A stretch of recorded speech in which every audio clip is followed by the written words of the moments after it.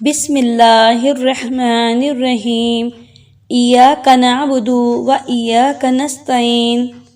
السلام علیکم یوٹیوب سامعین، اللہ کریم آپ سب کو سدا عافیت کے سائے میں رکھے، آمین ثم آمین۔ قرآن پاک میں اللہ پاک فرماتا ہے، اللہم انی اعوذ بعظمتک ان یغتال من تحتی۔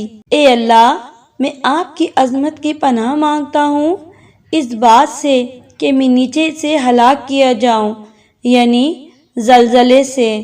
محترم سامعین، جس طرح حال ہی میں ترکیہ اور شام میں زلزلے کے شدید جھٹکے محسوس کیے گئے ہیں اور جہاں وہاں زلزلے سے انسانی جانوں کا ضیاع ہوا ہے، یہ ایک بہت ہی افسوس اور دل کو دہلا دینے والا واقعہ ہے۔ یہ سب قدرتی آفات ہیں جو ہمارے گناہوں کے سبب رونما ہوتے ہیں۔ تھوڑی دیر کے لیے جب اللہ تعالیٰ زمین کو ہلاتا ہے تو ہمیں استغفار کرنا بھی یاد آ جاتا ہے، مگر تھوڑی ہی دیر کے بعد ہم پھر سے دنیا کی رنگینیوں میں کھو کر گناہوں میں لگ جاتے ہیں۔ سامعین، دین اسلام کے مطابق زمین پر زلزلے آنے کی وجہ ظلم اور زیادتی اور بے انصافی ہے۔ قرآن پاک میں اللہ پاک ارشاد فرماتا ہے، اور اس قیامت کے بڑے عذاب سے پہلے ہم انہیں کم درجے کے عذاب کا مزہ بھی ضرور چکھائیں گے، شاید یہ باز آ جائیں۔ رسول اللہ صلی اللہ علیہ وآلہ وسلم نے ارشاد فرمایا، جب اہل شام اور بربادی کا شکار ہو جائیں تو پھر تم میں سے کوئی بھی خیر باقی نہ رہے گی۔ لوگوں، اپنے پروردگار سے ڈرو کہ قیامت کا زلزلہ ایک حادثہ عظیم ہوگا۔ حضرت عائشہ رضی اللہ تعالیٰ عنہ سے کسی نے پوچھا، زلزلے کیوں آتے ہیں؟ آپ نے ارشاد فرمایا کہ جب عورتیں غیر مردوں کے لیے خوشبو استعمال کریں، جب عورتیں غیر محرم مردوں کے سامنے ننگی ہونے میں جھجک محسوس نہ کریں، یعنی زنا عام ہو جائے، جب شراب اور موسیقی عام ہو جائے تو زلزلوں کی توقع رکھنا۔ مرتبہ حضرت عمر فاروق رضی اللہ تعالیٰ عنہ کے دور خلافت میں زلزلہ آیا تو آپ نے زمین پر زور سے کوڑا مارا اور فرمایا، اے زمین تو کیوں دہلتی ہے؟ کیا تجھ پر عمر عدل و انصاف نہیں کرتا؟ پھر کبھی زمین کے اس حصے پر زلزلہ نہیں آیا۔ سامعین، آج کے جدید دور میں سائنسی تحقیق کو پیش نظر رکھا جاتا ہے۔ سائنس کے مطابق زمین اپنی سمت تبدیل کرتی ہے تو زلزلہ آتا ہے، مگر سائنس یہ نہیں بتا سکتی کہ آخر اتنی بڑی زمین کی سمت کو کون تبدیل کرتا ہے۔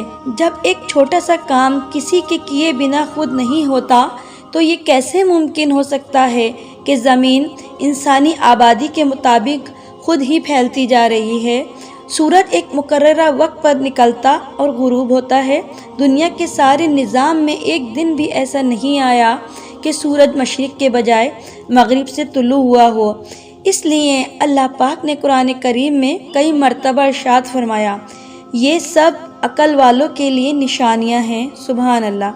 اور اللہ پاک نے وہ دن بھی بتا دیا جب اللہ سورج مغرب سے طلوع فرمائے گا، اور پھر اس کے بعد کوئی کافر مسلمان نہیں ہو پائے گا، کیونکہ خدا کی دی ہوئی مہلت ختم ہو چکی ہوگی۔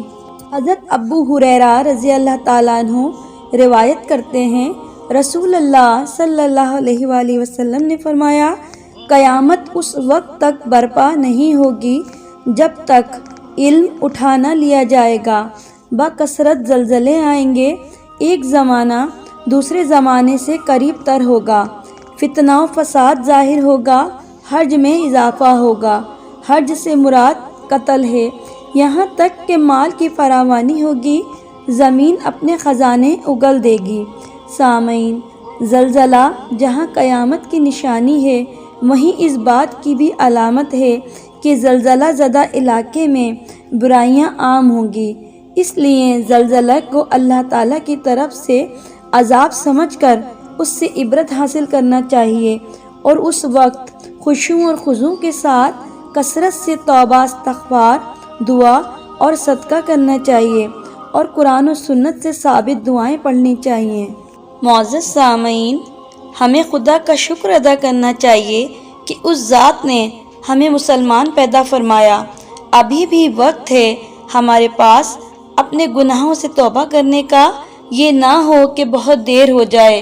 دعا کرتی ہوں اللہ پاک ہمیں دین اسلام پر زندگی گزارنے اور ایمان کی حالت ہی میں اس دنیا فانی سے جانے کی توفیق عطا فرمائے، اور ہزاروں لوگ جو اس ناگہانی آفات میں شہید ہو گئے ہیں، اللہ ان سب کی مغفرت فرمائے اور ان کے لاواقین کو صبر و جمیل عطا فرمائے۔ آمین ثم آمین۔